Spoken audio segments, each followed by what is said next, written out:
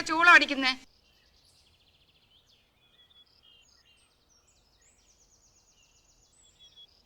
ഞാനാ. പേരെന്താ?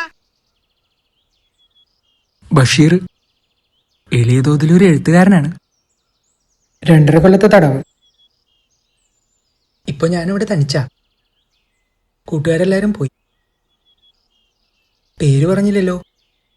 നാരായണി. സുന്ദരമായ പേര്.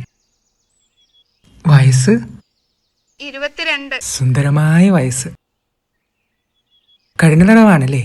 അതെ, 14 കൊല്ലം. അപ്പോ കൊലക്കുറ്റാണല്ലേ? ഒത്തിരി നാളായോ വന്നിട്ട്? 1 കൊല്ലമായി. ഹോ, എന്തൊരു ജീവിതം.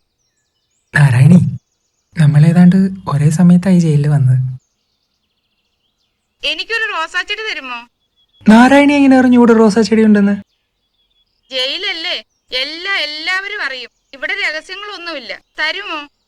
നാരായണി, ഈ ഭുവനത്തിലുള്ള എല്ലാ പനിനീർ ചെടികളും ഞാൻ നാരായണിക്ക് തരും. ഒരെണ്ണം മതി. തരുമോ?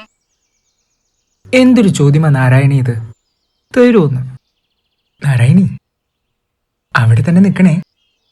ഞാനിപ്പ വരാം കേട്ടോ? കേട്ടു.